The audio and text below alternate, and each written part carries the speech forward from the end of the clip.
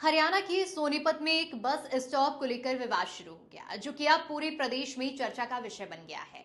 जी हाँ, ये मामला सुर्खियों में तब आया जब एक छात्र अपने क्षेत्र में बस स्टॉप से जुड़ी हुई समस्या और यात्रियों को हो रही परेशानियों को लेकर आवाज उठा रहा था।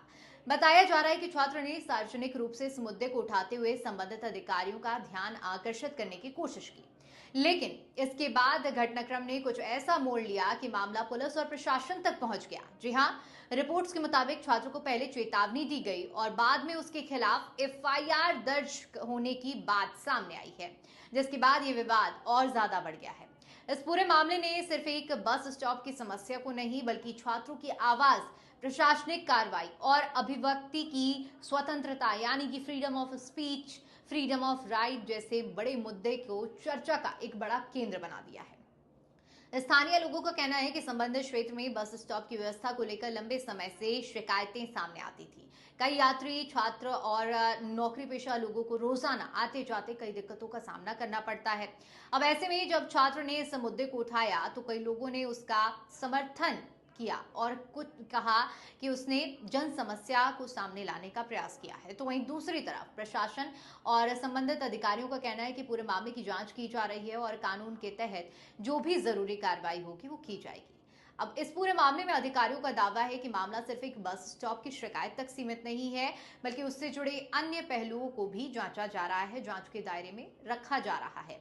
बड़ा सवाल यह है कि इस घटना के सामने आने के बाद से सोशल मीडिया पर अब एक बहस छिड़ गई है। अब बहस क्या है? कई लोग छात्र के समर्थन में पोस्ट कर रहे हैं और साथ ही साथ न सिर्फ पोस्ट कर रहे हैं बल्कि सवाल भी उठा रहे हैं कि अगर कोई युवा अपनी समस्या या जनता की परेशानी को सामने लाता है तो उसके खिलाफ कार्रवाई होनी चाहिए या उसका समाधान होना चाहिए। वहीं कुछ लोग कह रहे हैं कि किसी मुद्दे को उठाने का तरीका होता है और भाषा भी उसमें बहुत महत्वपूर्ण होती है। यदि किसी नियम का उल्लंघन हुआ है तो उसकी जांच होनी चाहिए। इस पूरे विवाद ने प्रशासन और आम लोगों के बीच में एक संवाद की प्रक्रिया को लेकर भी सवाल खड़ा कर दिया है। इधर अगर पूरे मामले में राजनीतिक और सामाजिक स्तर पर बात की जाए तो इस मामले की चर्चा काफी तूल पकड़ चुकी है।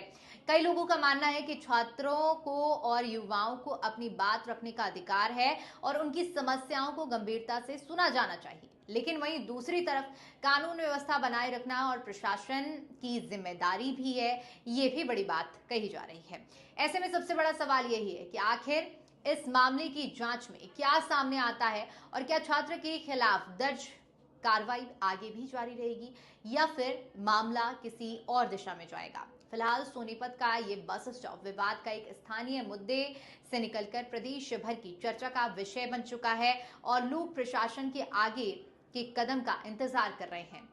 ये जो घटना है ये एक बार फिर से हमें ये सोचने पर मजबूर कर रही है कि जब कोई युवा अपनी समस्या या समाज की समस्या को उठाता है तो उसके समाधान और संवाद का सही तरीका क्या होना चाहिए, ताकि समस्याएं भी सुलझ जाएं और अनावश्यक इस तरह का विवाद पैदा ना हो। आपकी क्या राय है इस मुद्दे पर? हमें कमेंट करके जरूर बताइएगा।